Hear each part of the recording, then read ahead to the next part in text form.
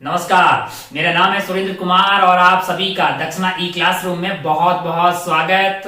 हम बातें करने वाले हैं इलेक्ट्रोमैग्नेटिक इंडक्शन ईएमआई के जो सवाल होमवर्क में दिए गए हैं उनका डिस्कशन करने वाले हैं। ये सवाल हमने एक्सरसाइज 1 के ऑब्जेक्टिव 2 से दिए, यानी ये सवाल बेसिक आपके जो कॉन्सेप्ट डेवलप हुए हैं उनकी टेस्टिंग यहाँ पे होती है। इन सवालों को सॉल्व करने पे और ज्यादा अच्छे से आपके कॉन्सेप्ट जो है वो शार्प होते हैं। इसके बाद अपन आगे बढ़ेंगे तो आप और अच्छे और बेहतरीन किस्म के सवाल आगे एक्सरसाइज 2 के सब्जेक्टिव वगैरह में पाएंगे। लेकिन ये वो सवाल हैं एक्सरसाइज 1 के ऑब्जेक्टिव वाले जो हर प्राणी को सॉल्व करने चाहिए, भले ही आपकी कैटेगरी कोई सी भी हो। ये वो सवाल हैं जो बहुत ही फंडामेंटल है, बहुत ही बेसिक है, कॉन्सेप्ट टेस्टिंग वाले सवाल हैं। इनको हर प्राणी को सॉल्व करना ही चाहिए। तो आइए अपन फिलहाल स्टार्ट करते हैं। इलेक्ट्रोमैग्नेटिक इंडक्शन जो चैप्टर है वो बहुत बेहतरीन है, मतलब बहुत ही ज्यादा इंपॉर्टेंट है हमारी जिंदगी में। क्यों लाला?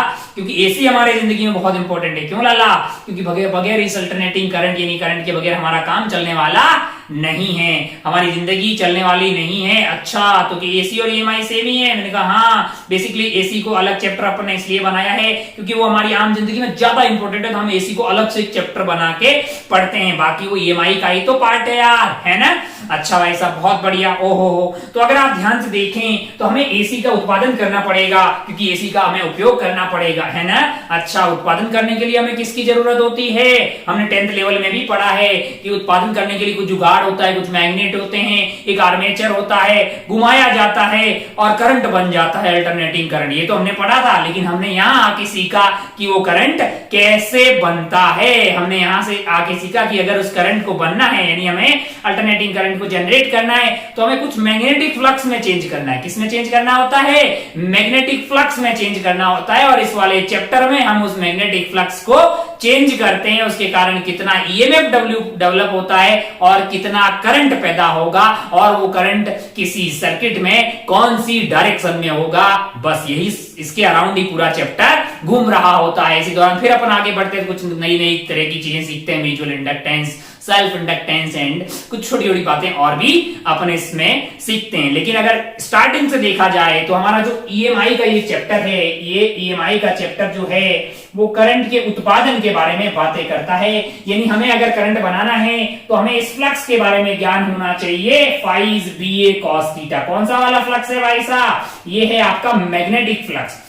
अच्छा, अगर आपको करंट पैदा करना है तो आपको इस फाई को चेंज करना पड़ेगा, आपको फाई को चेंज करना पड़ेगा। अगर आप फेराडे साहब की बात को ध्यान से देखें तो फेराडे साहब ने लॉ दिया है E इज इक्वल टू, जो इंड्यूस ईएमएफ पैदा होगा किसी भी लूप में, that is equal to minus of D phi by D T. अब अगर आप ध्यान से देखें, फ्लक्स जो है चेंज ही नहीं होगा तो ईएमएफ इंड्यूस नहीं होगा। इसका मतलब हमें फ्लक्स को चेंज करना है। ये किसने बोला था? ये आपका है फेराडेज लॉ। ये क्या है? Faraday's law. अच्छा, बहुत बढ़िया भाई साहब। तो फ्लक्स को चेंज करना है। फ्लक्स को चेंज कैसे कर सकते हैं? मैंने कहा एक तो बी को चेंज करके कर सकते हैं, या ए को चेंज कर लें, या थीटा को चेंज कर लें। बी को कैसे चेंज करें कि एक आर्मेचर ले लें या एक लूप ले लें, और यहां पे मान लीजिए ये मैग्नेटिक फील्ड बी में रखा हुआ है, या तो इसको मैंने इंक्रीज कर दिया, मैंने बोल दिया B is equal to B not T square, तो टाइम के हिसाब से चेंज हुआ तो अपने आप इसमें करंट पैदा हो जाएगा। ओ, दूसरा क्या तरीका है? एरिया चेंज कर दें। कैसे कर सकते हैं एरिया चेंज? मान लो कि इसका रेडियस आर है और ये external constant magnetic field B में रखा हुआ है। अच्छा, तो ये कॉन्ट्रैक्ट हो जाए खुद से और ऐसे ऐसे होने लगे तो एरिया चेंज हो जाएगा। तो एरिया चेंज होगा तो बी चेंज हो जाएगा, है ना? एरिया चेंज होगा, फाई चेंज हो जाएगा, और फाई के चेंज होने से हमें इंड्यूस ईएमएफ प्राप्त हो जाएगा इस लूप में। मैंने कहा अच्छा। और तीसरा तरीका क्या है कि हमारे पास एक आर्मेचर या एक लूप ले ली है हमने जिसका एरिया कांस्टेंट है, वो एक कांस्टेंट मैग्नेटिक फील्ड में रख दी गई है। लेकिन हम एक चीज कर सकते हैं, हम क्या करें भाई साहब? इसको घुमा रहे हैं, इसको खुद को घुमा रहे हैं, तो क्या होगा इसमें? आपका बी और एरिया वेक्टर के बीच का जो एंगल होगा वो चेंज हो जाएगा। तब भी क्या फाई चेंज हो जाएगा? मैंने कहा हाँ। तो सबसे आसान तरीका कौन से वाला है? मैंने कहा ये काफी टफ है, ये हमारे बस की बात नहीं है कि हम ऐसी मर्जी में कुछ भी सवाल बनाने आसान है। B is equal to B not T square, T cube कुछ भी रख लिया, लेकिन प्रैक्टिकली ऐसा करना पॉसिबल नहीं है क्योंकि हमें बीज पैदा करने के लिए नॉर्थ पोल साउथ पोल दो मैग्नेट लेनी होती है। फिर मैग्नेट के बीच में आर्मेचर लगा दिया। अब अपन बी को थोड़ी ऐसे अपनी मर्जी के हिसाब से चेंज कर सकते हैं, वो हमारे बस की बात इतनी आसानी से होती नहीं है।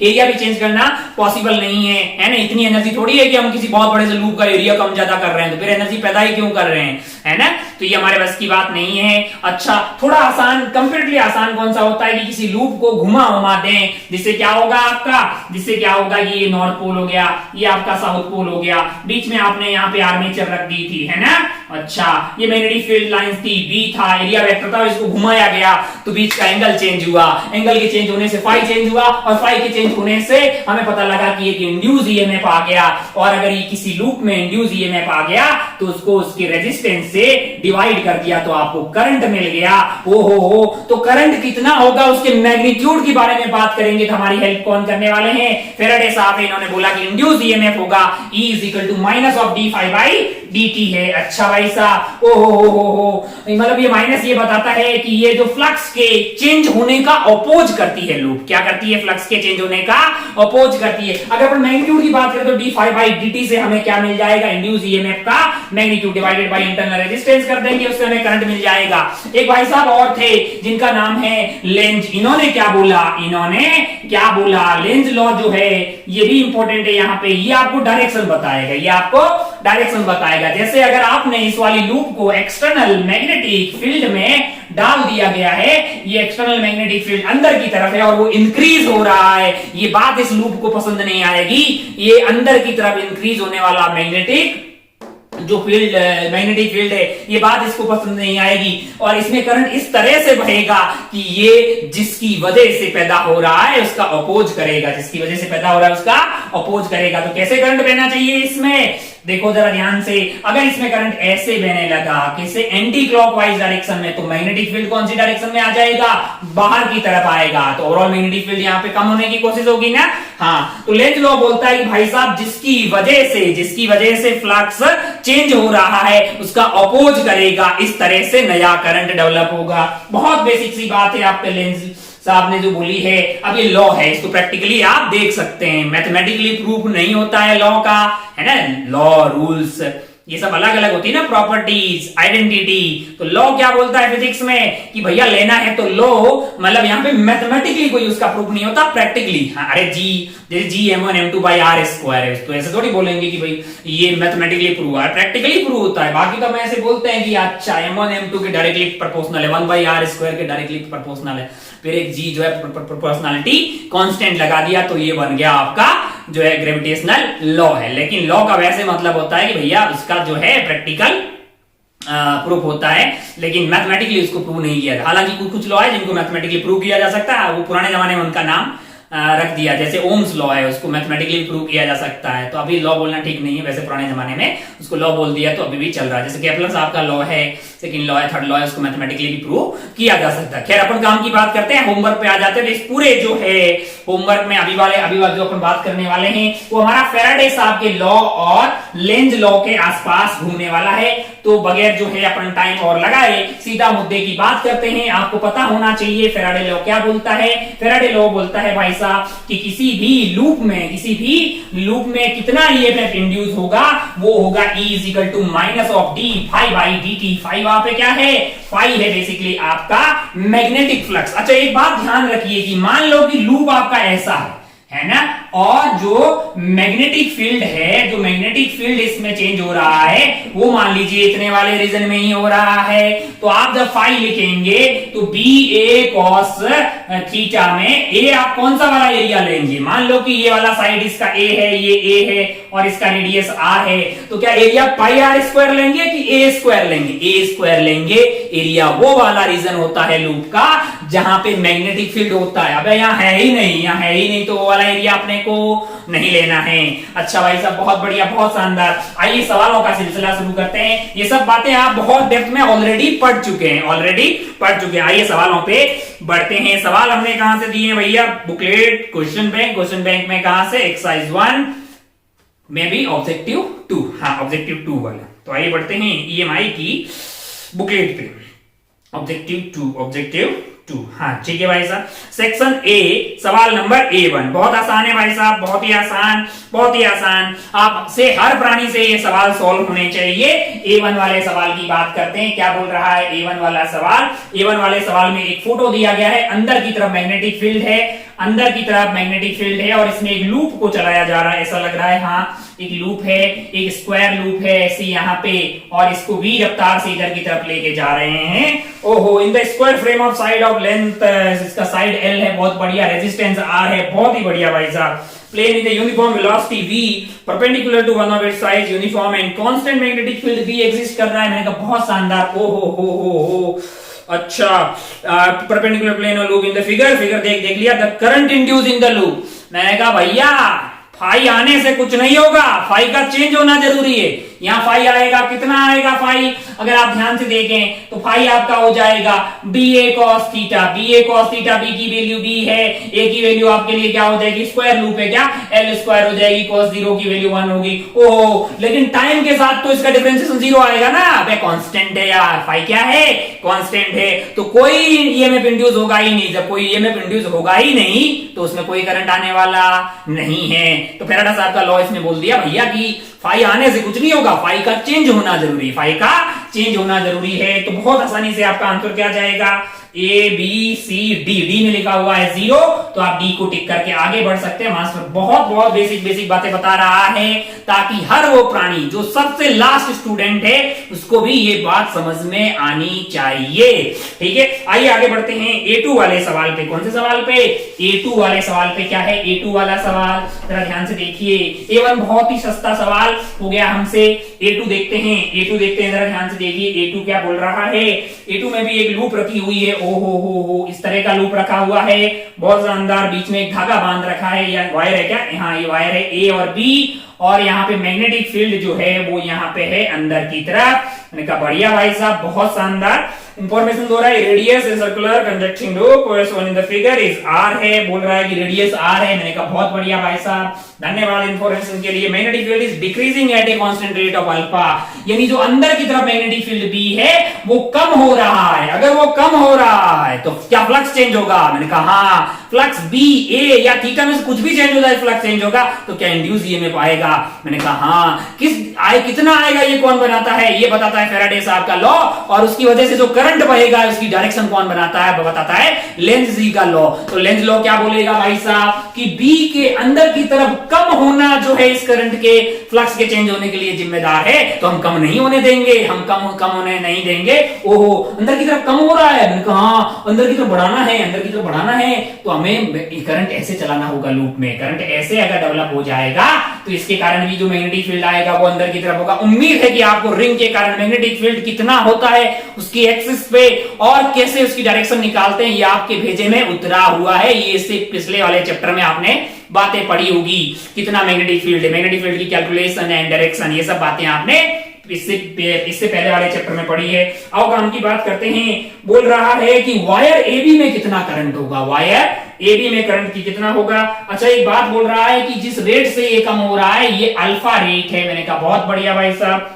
बहुत शानदार। आपने स्टाइल मार के मुझे क्या दिया है, मुझे आपने dB बाई dt दे दिया है। क्या दिया है, dB बाई dt दिया। रेजिस्टेंस पर यूनिट लेंथ है, यानी कि R पर यूनिट लेंथ आपको कितना दिया हुआ है, वो आपको रो दिया हुआ है। अच्छा, अगर आप ध्यान से देखें तो ये वाली लंबाई हो जाएगी आपका पाई R, और रेजिस्टेंस आपका क्या हो जाएगा, रो पाई R। ये वाली क्या हो जाएगी, मैंने कहा ये भी पाई R रो हो जाएगा, टोटल 2 पाई R रो आपका रेजिस्टेंस आ जाएगा।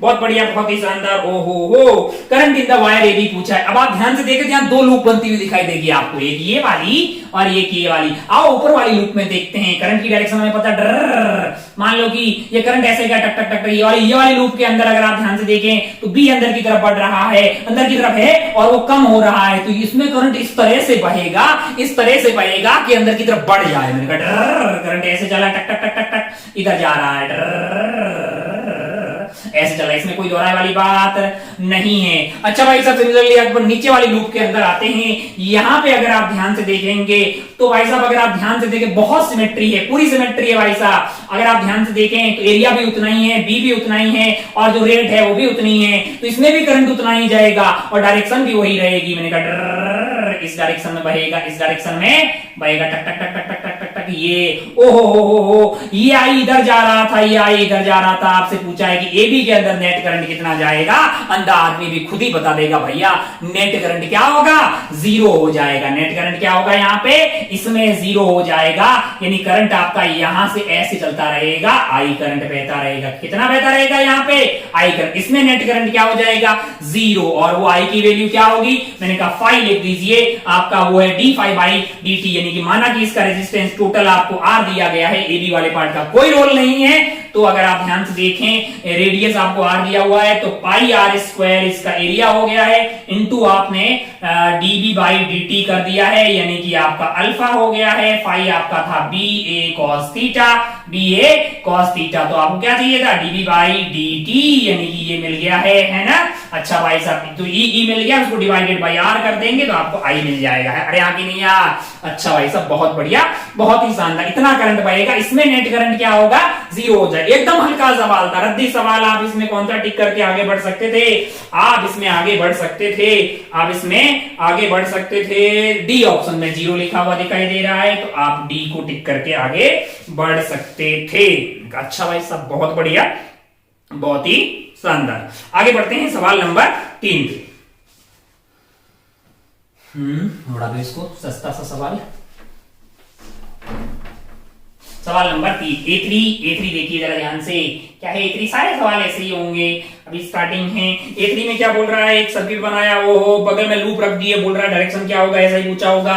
आइए देखते हैं जरा, यहाँ पे एक सर्किट बना रखा है, इस तरह से बैटरिया है और ये स्विच लगा रखा है। मैंने कहा बहुत बढ़िया भाई साहब, हो, और ये ऐसा हो गया है, और यहाँ पे एक लूप बना रखी, मैंने कहा बहुत शानदार हो। अब अगर आप ध्यान से देखें, consider a conducting square loop, so in the figure switch is closed at t equal to some time t equal to 0 पे मान लो स्विच ऐसे मैंने क्लोज कर दिया, तो इसमें करंट ऐसे बहेगा, इसमें ऐसे बहेगा, ऐसे बहेगा। पहले क्या था, 0 था, अब क्या हुआ है, करंट बढ़ गया है। अब करंट क्या हुआ है, बढ़ गया है। मैंने कहा अच्छा भाई साहब, और फिर बोल रहा है कि ओपन अगेन, मतलब कुछ टाइम के बाद में हमने इसको खोल भी दिया। मैंने कहा अच्छा, जैसे ही करंट इसमें बढ़ा, जैसे ही करंट इसमें पहले 0 था, तो यहां पे मैग्नेटिक फील्ड क्या था, 0 था। यहाँ पे मैग्नेटिक फील्ड क्या था, 0 था। अब अगर आप ध्यान से देखें, तो ये वाले वायर के कारण यहाँ पे मैग्नेटिक फील्ड जो है, इस पूरे के कारण यहाँ पे मैग्नेटिक फील्ड की डायरेक्शन कैसे निकालेंगे, करंट ऐसे जा रहा है। अगर आपको याद हो तो वायर के लिए क्या यूज करते थे, राइट हैंड का सदुपयोग करते थे। कैसे करते थे, जरा ध्यान से देखें, जरा ध्यान से देखें। अलोंग द करंट अपन क्या रख देंगे, हाथ अंगूठा रख देंगे ऐसे, तो आपका जो है ये पाम की जो डायरेक्शन होगी वो आपको क्या बताएगी, मैग्नेटिक फील्ड की डायरेक्शन। ऐसे आप देख लीजिए, पाम रूल से हमें आपको ये पता लग जाएगा कि मैग्नेटिक फील्ड जो है यहां पे है बाहर की तरफ, और वो बाहर की तरफ बढ़ेगा। अगर वो बाहर की तरफ बढ़ेगा तो भैया बाहर की तरफ बढ़ने का अपोज करेगा, मतलब इस लूप में करंट ऐसे बहेगा कि मैग्नेटिक फील्ड अंदर आएगा। फिर तो ऐसे बहना चाहिए, कैसे बहना चाहिए, क्लॉकवाइज बहना चाहिए। और इसका जस्ट उल्टा तब हो जाएगा जब यहाँ पे जो करंट है कुछ, जैसे ही आप स्विच को ऑफ कर देंगे, स्विच को ऑफ कर देंगे तो करंट 0 हो जाएगा। करंट 0 हो जाएगा तो ये जो बाहर की तरफ का मैग्नेटिक फील्ड था वो कम होने लग जाएगा। अगर वो कम होने लग जाएगा तो इसमें करंट इस तरह से बहेगा कि वो बाहर की तरफ मैग्नेटिक फील्ड के कम होने का अपोज करे, यानी खुद मैग्नेटिक फील्ड बाहर की तरफ लगाए।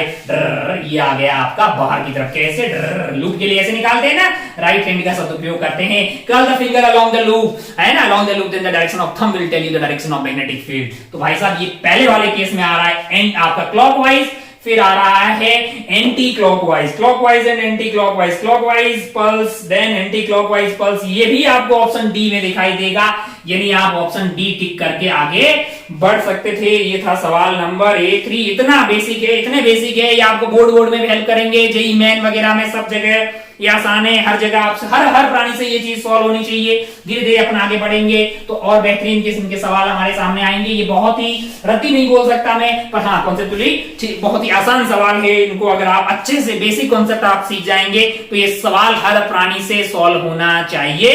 अच्छा भाई साहब A3 हो गया है, तुरंत अब काम की बात करते, थोड़ा स्पीड बढ़ाते हैं, A4 पे बढ़ते हैं। A4 solve the previous problem. अच्छा बोल रहा है कि लूप इस बार अंदर कर देते हैं, कर दो यार, इसमें क्या है, इसमें कोई डरने वाली बात नहीं है। ये आपका ये हो गया भाई साहब, आप चाहते हैं कि आपकी लूप इधर की तरफ है ना, तो तो हमें, तुम क्या बोल रहे हो, हमें ये नहीं पता कि अंदर की तरफ मैग्नेटिक फील्ड की डायरेक्शन कैसे निकालेंगे।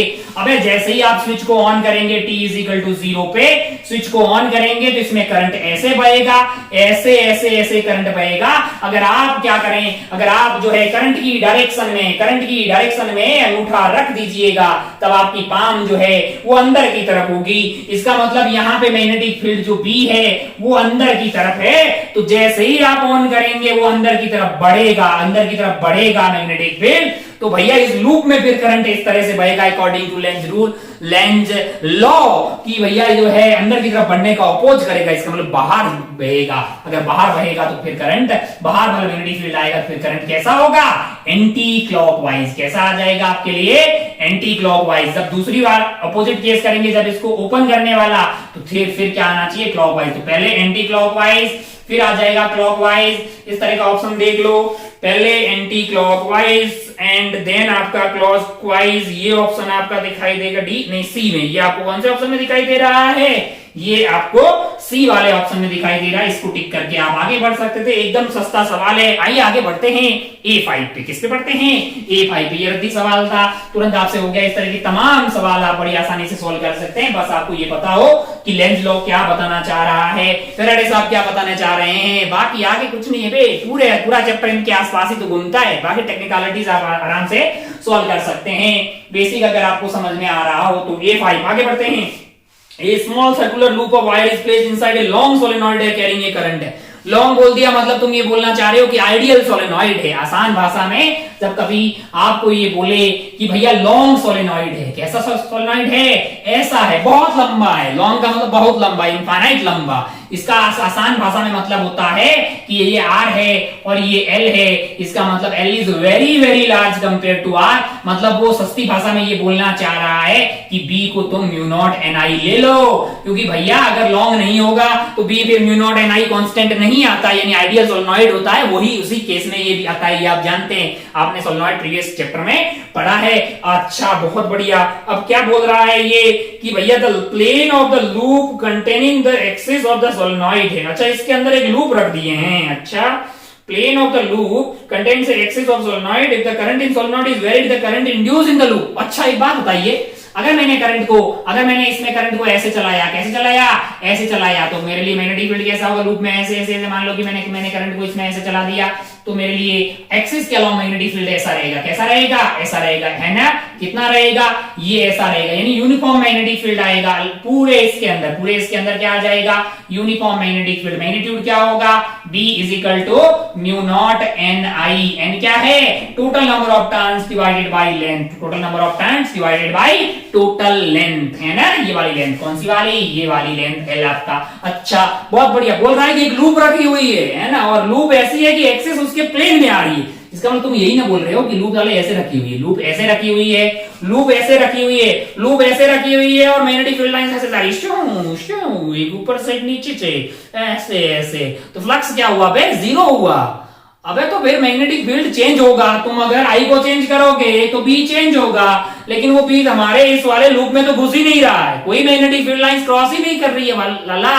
ये तो इसी प्लेन में रखा हो। हाँ, अगर ऐसे थोड़े एंगल पे रखी होती ना, तब आपको कुछ फायदा होता, लेकिन ये ऐसा रखा हुआ है, ऐसे और ऐसे। मैग्नेटिक फील्ड लाइंस निकल जाएगी, मैग्नेटिक फील्ड लाइन निकल जाएगी, तो फ्लक्स पहले भी जीरो था और बाद में भी जीरो रहेगा। अगर आप ऐसा देखें तो बी इस साइड है, एरिया वेक्टर ऊपर की तरफ है, बीच का एंगल 90 डिग्री है, तो बी ए कॉस थीटा कोस 90 डिग्री आपका लिए जीरो होता है, तो फ्लक्स हमेशा जीरो रहेगा। आप भले कितना ही बी को चेंज कर दीजिए, क्योंकि आप आई को वेरी करवाएंगे तो बी चेंज होगा, लेकिन फ्लक्स में कोई चेंज नहीं होगा। जब फ्लक्स में चेंज नहीं होगा तो ईएमएफ इंड्यूस होगा ही नहीं, और जब ईएमएफ इंड्यूस होगा ही नहीं तो करंट आने का कोई सवाल पैदा नहीं होता है। तो आसान भाषा में बोले तो आपका आंसर हो जाएगा जीरो, और वो आपको दिखाई देगा ऑप्शन सी में। वो आपको कहां दिखाई देगा, ऑप्शन सी में आपको दिखाई देगा।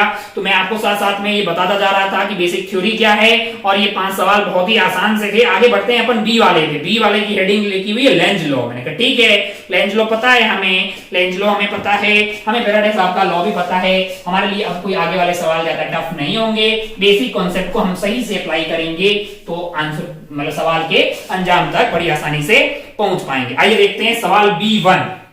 कौन सा सवाल, B1 सवाल देखते हैं। क्या है B1 सवाल, जरा ध्यान से देखिए। B1 B1 देखिए। अच्छा एक बात देख रहे हैं, क्या सारे सवाल का उत्तर आपको अभी यहाँ पे सॉल्यूशन देखना है? मैंने कहा नहीं, ड्रैग कर सीधा वो वाले सवाल पे जा जो तेरे से नहीं हुआ है ना। ऐसे तुम अगर देखने बैठेगा तेरा 1-2 घंटा चला जाएगा, वैसा नहीं करने का। अगर मान लो कि तुमसे B2 नहीं हुआ, सीधा ड्रैग कर जहां पे B2 बताया मास्टर ने, वहां पे देख और आगे बढ़, है कि नहीं है। चलिए भाई हमारे पास टाइम लिमिटेड है, काम की बात करते हैं। अब horizontal solenoid is connected, photo बना रखा है, यहाँ पे एक फोटो बना रखा है आपके लिए, यहाँ पे एक बैटरिया लगी हुई है, स्विच है, ओ हो, यहाँ पे एक सोलेनॉइड लगा रखा है। मैंने कहा बहुत बढ़िया, बहुत शानदार, ओ हो। और अगर आप ध्यान से देखें तो यहाँ पे एक प्लेन के ऊपर एक रिंग रखी हुई है, ऐसे ये बाहर की तरफ है, ये डैश डैश वाला पार्ट बोर्ड के अंदर की तरफ है, ओ हो। अब अगर आप ध्यान से देखें, horizontal solenoid is connected to battery, switch is a conducting ring is placed in frictionless surface axis of the ring being along the axis of solenoid, यानी कि इन दोनों की एक्सिस सेम है। मैंने कहा ठीक है। अच्छा, the switch is close, ring will, अच्छा किधर जाएगी रिंग? अब आप ध्यान से देखें तो जैसे ही आप इस स्विच को, जैसे ही अगर आप इस स्विच को ऑन करेंगे तो इसमें एक मैग्नेटिक फील्ड आएगा कि नहीं आएगा? मैंने कहा आएगा, इसमें एक मैग्नेटिक फील्ड आएगा। वो मैग्नेटिक फील्ड आएगा, मान लो कि आपने ऐसे इस तरह से बी आ गया, तो क्या इसमें फ्लक्स चेंज होगा? हाँ, तो अगर इसमें फ्लक्स चेंज होगा तो क्या ये इसका अपोज नहीं करेगी? मैंने कहा करेगी लाला, इसका अपोज करेगी। कैसे करेगी? दूर दूर भाग जाएगी। अगर ये फ्रिक्शनलेस सरफेस पे ऐसे ही रखा हुआ है, दूर जाएगी। अच्छा, दूर दूर जाने से क्या फायदा होगा? मैंने कहा वहां दूर जाने पे बी कम हो जाएगा ना यार, जस्ट पास में या बी ज्यादा होगा, बहुत जैसे जैसे दूर जाएगा बी की वैल्यू कम हो जाएगी। तो जैसे ही आपने इसको ऑन किया, फाई बढ़ेगा, फाई बढ़ेगा, फाई बढ़ेगा, तो ये इसको अपोज करने के लिए दूर जाएगी, जिससे कि फाई घट जाए, है ना भाई साहब। ओहो, और ज्यादा अगर आपको बताना तो आप करंट की डायरेक्शन से भी बता सकते हैं, है ना। इन दोनों में जो करंट डेवलप होगा, आपको ये तो पता है ना कि 2 वायर है, 2 पैरेलल वायर रखे हैं मैंने, एक वायर ऐसे और एक वायर ऐसे, बीच की दूरी d है। मान लो कि ये वाले करंट में I1 जा रहा है, इसमें करंट I2 जा रहा है, हो तो इन दोनों के बीच में प्रेम होगा। अगर दोनों में सेम डायरेक्शन में करंट जाएगा जिसमें प्रेम होता है, इस पे फोर्स ऐसे लगेगा, इस पे फोर्स ऐसा लगेगा। फोर्स पर यूनिट लेंथ यहाँ पे आता है mu naught I1 I2 divided by 2 pi d, इतना फोर्स पर यूनिट लेंथ लगेगा। 2 वायर है जिनके बीच की दूरी d है, ये आपने प्रीवियस चैप्टर में पढ़ा होगा।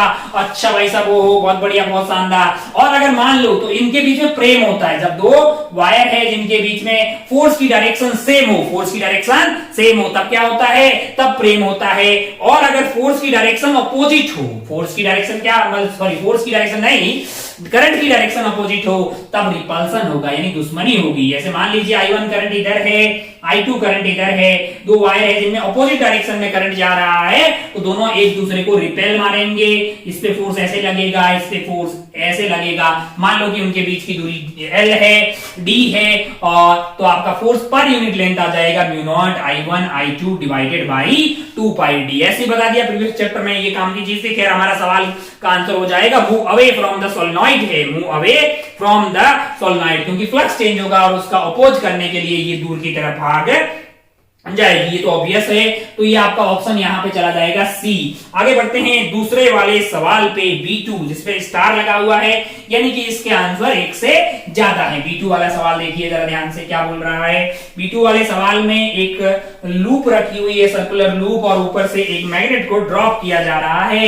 यहाँ पे एक सर्कुलर लूप है। मैंने कहा अच्छा बहुत बढ़िया, टक टक टक, और लूप जैसी बन नहीं रही है, क्या बन जा रहा है? ऐसी एक लूप रखी हुई है। मैंने कहा बहुत शानदार। ऊपर से एक मैग्नेट ला रहे हैं, ऊपर से अपन एक मैग्नेट ला रहे हैं, और मैग्नेट का क्या है, magnet figure A bar magnet is moved along the axis of copper ring and anti clockwise as seen from the side of the magnet, current is found to be induced in the ring है। मतलब बोल रहे हैं भाई साहब कि इसको नीचे लेके आ रहे हैं, इसको आप नीचे लेके आ रहे हैं ना, इसको नीचे लेके आ रहे हैं। हमें नहीं पता कि नॉर्थ है कि साउथ है, इसको नीचे लेके आ रहे हैं अलोंग द एक्सिस। तो ये वाले के अंदर एंटी क्लॉकवाइज डायरेक्शन, यानी कि ऐसे करंट बहने लग गया। कैसे करंट बहने लग गया बोल रहा है? एंटी क्लॉकवाइज डायरेक्शन में, यानी कि ऐसे करंट बहने लग गया है, इधर से ऐसे, इधर से ऐसे, है ना। अच्छा भाई साहब, अगर आप ध्यान से देखें तो नॉर्थ की तरफ बिहेव करती हुई दिखाई दे रही है। अच्छा बहुत बढ़िया। तो आपसे ये पूछा, अब आप कमेंट कीजिए, which of the following may be true.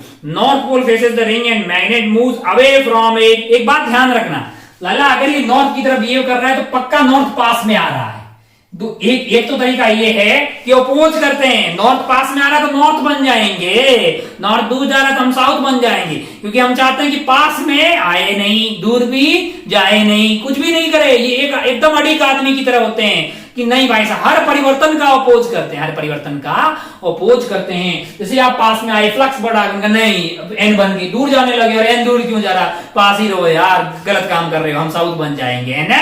अच्छा, तो अगर आप ध्यान से देखिए, north pole faces the ring and the magnet moves away from it. अगर ये भाई साहब अवे जा रही होती तो नॉर्थ नहीं होता, साउथ होना चाहिए था ना, तभी तो ये नॉर्थ बन रहा होता। ये तो नॉर्थ बन गया है, बोल रहा है कि ये तो नॉर्थ बन गया है। अब आप बताइए कि इसका क्या हुआ होगा। मैंने कहा फिर उसका नॉर्थ पास में आ रहा होगा, यही बात सत्य है, या फिर साउथ दूर जा रहा होगा, या फिर साउथ दूर जा। अब चंपक लाल, जब साउथ दूर जाएगा तो भी तो ये नॉर्थ ही बनेगा, क्योंकि भैया इनको दूर जाने से दिक्कत है, बोलेगा वापस आ जाए। और जब नॉर्थ पास आएगा तब भी तो ये नॉर्थ बोल करेगा, क्योंकि पास आने का अपोज करेगा। इस वाले केस में पास आने का अपोज कर रहा है तो फिर ये नॉर्थ होगा, और अगर दूर जाने का अपोज कर रहा है, अगर ऐसे जा रहा है तो फिर ये साउथ होना चाहिए, ये नॉर्थ होना चाहिए। अच्छा भाई साहब, आइए ऑप्शन देखते हैं। पहला ऑप्शन गलत हो गया, डी पे चलते हैं। North pole faces the ring and magnet moves toward it.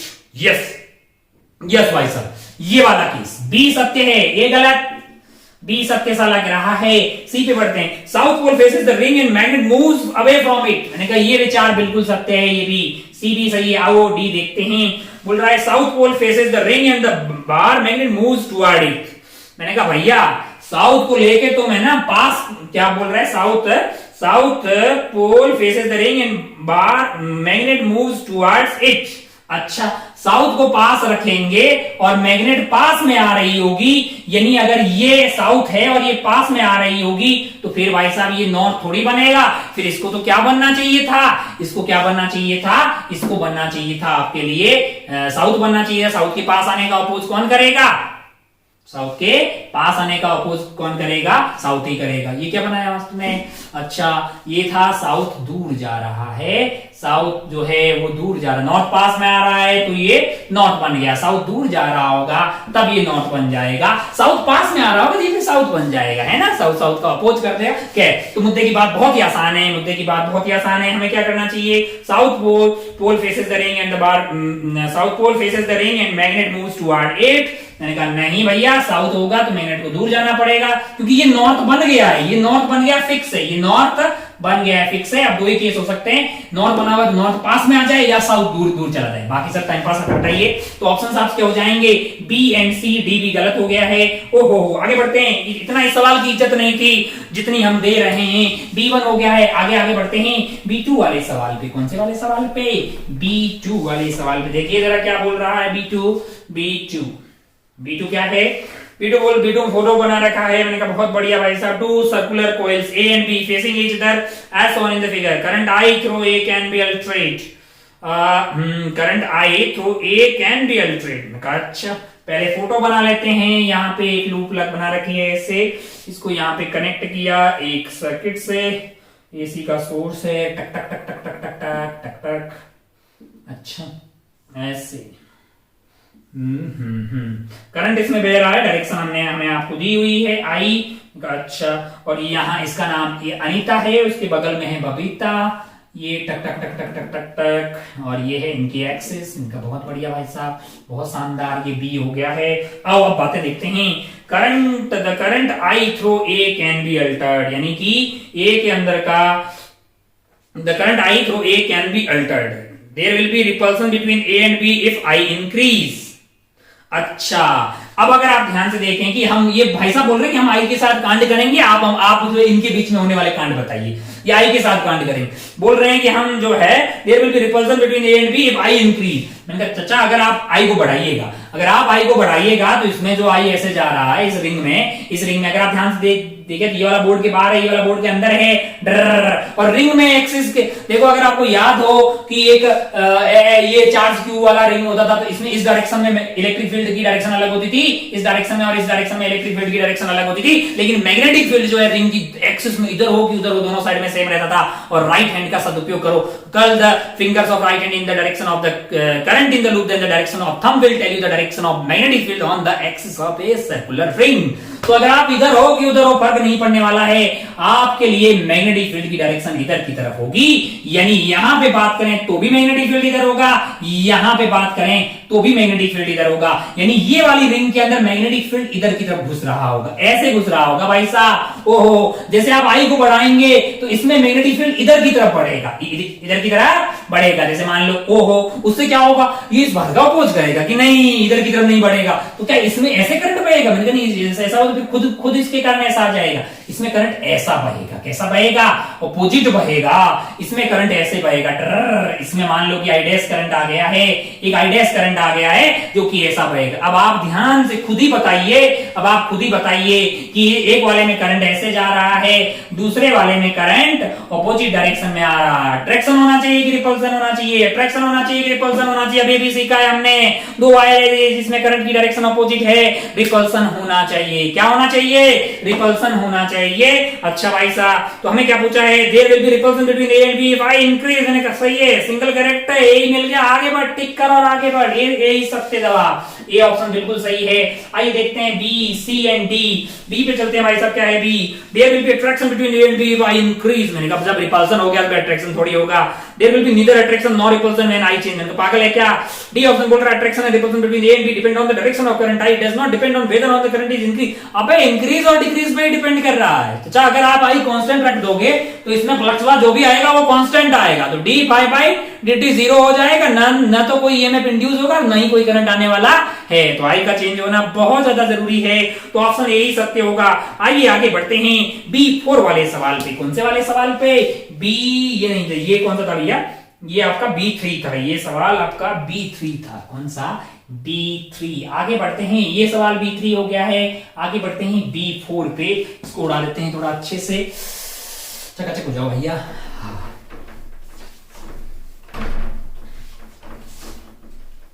मेरा दिल भी कितना पागल है। आइए आइए देखिए जरा, देखिए B4 क्या है। B4 में पता नहीं ऐसा बना रखा है आइटम, एक ऐसा आइटम है, एक ऐसा आइटम है, ऊपर ऐसे लगा रखे हैं। ओ हो मैग्नेटिक फील्ड अंदर की तरफ है। बढ़िया भाई साहब, है ना? कुछ काम किया जा रहा है यहाँ पे। इसका नाम P है, इसका नाम Q है, इनका नाम R है, इनका नाम ऐसे, इनको खींचा जा रहा है V से। बढ़िया काम हो रहा है। मैग्नेटिक फील्ड जो है वो अंदर की तरफ दिया हुआ है कांस्टेंट सा। ओ हो, two identical conductors P and Q, two identical conductors P and Q are placed on the two frictionless conducting rails R and S, दो फ्रिक्शनलेस कंडक्टिंग है। बहुत बढ़िया भाई साहब, बहुत शानदार। ओहो, सवाल कहां गायब हो गया? B4। हाँ, if P is moved in the direction shown in the figure, the constant is speed, then rod Q के साथ क्या होगा?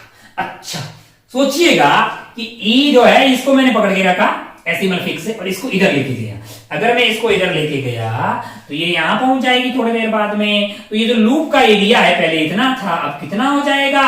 अब बढ़ जाएगा भाई साहब। लूप का एरिया बढ़ो या बी बढ़ो, बी का चेंज हो या फिर थीटा चेंज हो, कुछ तो चेंज हो, फ्लक्स चेंज होगा। फ्लक्स चेंज होते ही भाई साहब करंट आ जाएगा और अपोज करेगा ये सब बातों को, है ना? ओ, तो अगर मान लो कि भाई एरिया बढ़ा रहा है ये वाला, तो ऑब्वियस ही बात है ये घटाने की कोशिश करेगा। ये तो दोनों फिक्स है ना, तो मेरे को तो ऐसा लग रहा है लॉजिकली कि ये भी इधर भाग जाएगा। अबे यार, ये आगे भाग रहा है, ये पीछे आएगा, फिर एरिया कम हो जाएगा ना यार, टक टक टक, फिर आपका एरिया इतना ही रहेगा। अच्छा, एक और तरीके से भी अपन बात कर सकते हैं। अगर आप ध्यान से देखें तो ये रॉड जो है ऐसे चल रही होगी कि इसमें एक मोशनल ईएमएफ आ जाएगा। इमोशनल नहीं होने का, मोशनल ईएमएफ, है ना? कितना होता है आपको अगर याद हो? V cross B dot L vector, इस तरह का कुछ मोशनल ईएमएफ पढ़ा होगा आपने। वैसे रॉड को चलाते हैं, बहुत सारे सवाल आते हैं ना एससी वर्मा में, खूब सारे सवाल हैं कि दो रेलवे रॉड्स रखी हुई है, मैग्नेटिक फील्ड बीच में एक बार रख दिया और चला रहे हैं, है ना? बैटरिया की तरह बिहेव करने लगेगा। अगर आप ध्यान से देखें तो V ऐसा है, क्रॉस B है, इधर का पोटेंशियल हाई होगा, इधर का पोटेंशियल लो होगा। एक करंट इसमें ऐसे चलने लग जाएगा। सिमिलरली यहाँ पे भी पोटेंशियल जो है ये इससे कनेक्टेड है, तो हाई पोटेंशियल है, ये लो पोटेंशियल है, इसमें भी करंट इधर चलने लग जाएगा। माना कि ये I1 है, ये I2 है, तो अगर आप ध्यान से देखें तो दोनों करंट सेम डायरेक्शन में जाएंगे, ये I1 और I2। अपन जानते हैं कि भाई साहब सेम डायरेक्शन में जब करंट जाता है तो वायर्स के बीच में अट्रैक्शन होता है, और यहाँ ये फ्रिक्शन लेस है, इस पर अट्रैक्शन होगा तो भाग के उधर ही आएगा ना यार, भाग के उधर आएगा तो एरिया अपने आप कम हो जाएगा। तो आपको सीधा सा दिखाई दे रहा है एरिया कम होगा, जैसे कि इंक्रीज इन द फ्लक्स का अपोज हो जाएगा, वही हमें करना था। तो ऑप्शन आपके पास कौन सा जाएगा? ए ऑप्शन में लिखा will be attracted toward P, B में लिखा रिपेल, नहीं अट्रैक्टिव हो रहा है, यही ऑप्शन हो गया भाई साहब, अट्रैक्ट होगा। ये अट्रैक्ट होगा तो आपका आंसर हो जाएगा ए को टिक कीजिए और आगे बढ़ जाइए। ये B4 वाला सवाल था, आगे बढ़ते हैं B5 वाले सवाल पे। कौन से सवाल पे? B5। रद्दी सवाल है सारे, रद्दी मतलब नहीं, रद्दी नहीं बोल सकते इनको, मतलब अच्छे हैं आप कॉन्सेप्ट इनिशियली डेवलप करने में, है ना। तो ये ऐसे जो हर प्राणी से सॉल्व होने चाहिए ताकि फिर अपना आगे बढ़िया सवाल करें प्रीवियस ईयर वगैरह के, और एक्सरसाइज 2 के तो आपसे हो जाए, है ना। हर प्राणी से, जब मैं आपसे होने का मतलब बोल रहा हूं कि भैया हमें आपके साथ पढ़ने वाले हर बालक, यानी जो कमजोर से कमजोर अपने आप को मानता है, वैसे कोई कमजोर होता नहीं है, जो अपने आप को सबसे कमजोर मानता है उसके भेजे में भी ये उतरना चाहिए। और जैसे ही ये उतरने लगेगा ना, उसको विश्वास होगा कि मैं ही अपने आप को कमजोर मानता हूं, मैं कोई कमजोर हूं नहीं। जिस दिन आपको ऐसा लगने लगेगा, उस दिन से अगले दिन से आपका अगले टेस्ट से आपके नंबर अपने आप इंप्रूवमेंट हो जाएंगे, जो प्रीवियस टेस्ट में आए थे उससे ज्यादा ही आएंगे। ऐसा नहीं है कि एक ही दिन में आप रॉकेट बन जाएंगे, लेकिन हाँ, अगर आप कंटिन्यूस मेहनत करेंगे तो धीरे धीरे आपके नंबर अच्छे होने लग जाएंगे और आप होनहार हैं, अच्छे नंबर लाने के काबिल हैं, इसीलिए आपका सिलेक्शन हुआ है। ये बात आपको कतई नहीं भूलनी चाहिए। क्रीम आउट ऑफ क्रीम थे तभी तो सिलेक्ट हुए हो यार,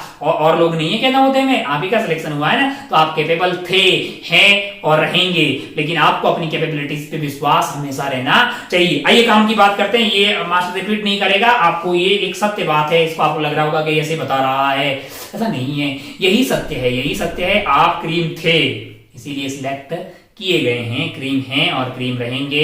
आपको अपने क्रीम होने का विश्वास हमेशा होना चाहिए, यानी आपको अपने ऊपर सेल्फ कॉन्फिडेंट रखने की जरूरत है और आपको मोटिवेट रहने की जरूरत है। आइए अगले वाले सवाल पे बढ़ते हैं। B4 के बाद आगे बढ़ते हैं B5 वाले सवाल पे। क्या है B5 वाला सवाल, जरा ध्यान से देखिए। Two identical coaxial circular loops carry current I each circulating in the same direction if the loops approach each other। अच्छा, दो वायर है, नहीं दो सर्कुलर लूप्स है। मैंने कहा एक ये ले लो टक टक टक टक और एक ये ले लो। मैंने कहा ठीक है, बहुत बढ़िया भाई साहब। ओहो, ये इनके एक्सिस हो गई ऐसा, इसमें भी करंट आई जा रहा है और इसमें भी करंट आई जा रहा है, मान लो। ओहो हो, अच्छा बहुत बढ़िया भाई साहब, दोनों एक दूसरे की तरफ जा रही है, यानी इसको इधर लेके जा रहे हैं, इसको इधर लेके जा रहे हैं, दोनों पास में आ रही है। अच्छा, आप सोच के देखिए कि माना कि ये लूप 1 है, ये लूप 2 है। I1 के कारण यहाँ पे मैग्नेटिक फील्ड की डायरेक्शन क्या होगी बताइए, जरा ध्यान से बताइए। I1 के कारण यहाँ पे मैग्नेटिक फील्ड की डायरेक्शन होगी ऐसे, कैसे होगी?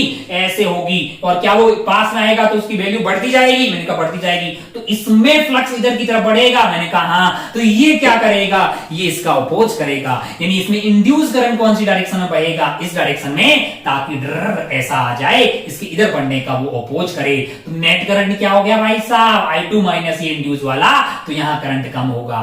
सिमिलरली यहाँ भी कम होगा, जैसा इसमें हो रहा है वैसी तो सिमेट्री यहाँ पे है। तो अब अपन ऑप्शंस की तरफ बढ़ते हैं। The current in the each loop will increase, नहीं डिक्रीज, नहीं रिमेन सेम, नहीं यहाँ डिक्रीज होगा लल्ला। तो ऑप्शन कौन से वाले दिखाई दे रहा है? ये आपको ऑप्शन ए में ही दिखाई दे रहा है। इसको टिक करके आप आगे बढ़ सकते थे। ऑप्शन ए ही इसका सही आंसर होना चाहिए। ये था B5। आगे बढ़ते हैं B6 पे। B5 के बाद आगे बढ़ते हैं B6 पे। B5 को उड़ा देते हैं अपन। B5 done and dusted. आगे बढ़ते हैं B6 है ना। आपको लग रहा होगा मास्टर इतने आसान सवाल को पूरा बता क्यों रहा है? मैं चाहता हूं कि हर प्राणी जो मतलब सबको समझ में आए, ये बहुत ज्यादा जरूरी है। बाकी अच्छे सवाल, अगर आपको ये बेसिक समझ में आ गए तो आप आगे आप खुद ही करने लग जाएंगे अच्छे सवाल। लेकिन अगर बेसिक ही हिला हुआ होगा, आपको ये समझ में नहीं आ रहा होगा करंट कितना पैदा हो रहा है और किस डायरेक्शन में पैदा हो रहा है, फिर आपकी हिम्मत ही नहीं होगी। जो आगे वाले सवाल भी तो बहुत आसान है यार, इन सबसे ही होते हैं सारे सवाल, ऐसे ही होंगे, इसमें कोई दोहराए वाली बात नहीं है। आगे बढ़ते हैं। ये था B6 वाला सवाल क्या है? अच्छा, एक फोटो बना रखा है, यहाँ पे मैग्नेटिक फील्ड है, यहाँ पे मैग्नेटिक फील्ड लगा रखा है और उसकी लंबाई जो फील्ड लगा रखा है, इसकी लंबाई क्या है? लंबाई बोल रहा है 2L है। अच्छा, 2L लेंथ का एक रीजन है जहां पे मैग्नेटिक फील्ड लगा हुआ है। बहुत बढ़िया भाई साहब, स्क्वायर लूप है ऊपर की तरफ। मैंने कहा ठीक है, लूप का नाम है ACB डी ई। मैंने कहा अच्छा भाई साहब बहुत बढ़िया, बहुत शानदार। लंबाई इसकी कितनी है? एल है। ओ हो। अच्छा, square coil A B A C D with the plane vertical is release from the rest in horizontal uniform magnetic field B of the length 12। Acceleration of coil क्या होगी? मैंने कहा अगर आप ध्यान से देखें, धीरे धीरे ये इस फील्ड में आएगी, फ्लक्स बढ़ेगा तो इस पे फोर्स लगेगा, तो एक्सेलरेशन जो होगी वो जी से कम होगी। फिर यहाँ पे मैंने कहा यहाँ पे फ्लक्स जो है वो कांस्टेंट हो जाएगा, तो कोई इंड्यूस ईएमएफ आने वाला नहीं है, कुछ नहीं होगा। फिर यहाँ पे अपोज होगा, तो यहां से यहां तक जी होगी, यहाँ जी से कम होगी, यहाँ जी से ज्यादा होगी। और आसान भाषा में मैं आपसे पूछूं तो यहाँ पे एक रिंग रखी हुई है, यहाँ पे एक मैग्नेट है, यहाँ पे एक मैग्नेट है मेरे पास, मैंने इसको रिलीज कर दिया। मैंने इसको क्या किया है? रिलीज किया है। ये फिक्स्ड है कहां पे? हॉरिजॉन्टल प्लेन में। ये कहां है? वर्टिकली मैंने रिलीज कर दिया। माना कि इसका एक्सेलरेशन ए आएगा, ए क्या जी से बड़ा होगा? ए इक्वल टू जी होगा या ए लेस देन जी होगा? आप तुरंत बोलेंगे भाई साहब कि mg इस पे नीचे लग रहा है, इन पे ये इसका अपोज करेगा, नेट फोर्स आपका mg माइनस वो आएगा, यानी एक्सेलरेशन लेस देन जी आएगी। कुछ लोग बोलेंगे अच्छा रिंग यहाँ ऐसी रखी होती, मैं इसके नीचे यहाँ पे मैग्नेट को रिलीज करता। अच्छा ये बताइए, ये नॉर्थ होता तो ये अपने आप नॉर्थ बन जाएगा, ये साउथ होगा तो पास में आ रहा होगा, ये साउथ बन जाएगा। मान लो कि ये नॉर्थ है, ये साउथ है, आपने इसको रिलीज किया यहाँ पे, तो ये नॉर्थ दूर जा रहा है, ये तुरंत साउथ बन जाएगा, है ना? अट्रैक्ट करने लग जाएगा। क्या क्या क्या करने लग जाएगा? अट्रैक्ट करने लग जाएगा। और अगर आप नीचे से भी रिलीज करेंगे तो एक्सेलरेशन लेस देन जी ही आएगी, लेस देन जी आएगी। सिमिलर टाइप का ये सवाल था, ये आपका इसका आंसर क्या हो जाएगा? यहाँ इसकी लेंथ 12 है ना, तो सभी एल लेंथ पूरी यहाँ पे आ जाएगी, फिर फ्लक्स कांस्टेंट हो जाएगा, है ना? फिर ये 12 लेंथ में ऐसे चलेगा, जैसे ही ये यहाँ आ गया फिर बाहर जैसे निकलने लगेगा फ्लक्स चेंज हो जाएगा। तो less than G when it enters and comes out of the field, but equal to G when it is within the field है। हाँ, डी ऑप्शन इसके विचार बिल्कुल सत्य है। ये आपका ऑप्शन हो जाएगा डी। कौन से वाले में? B6 वाले सवाल में। आगे बढ़ते हैं B7 पे, आगे बढ़ते हैं B7 वाले सवाल पे। जरा ध्यान से देखिए क्या है B7।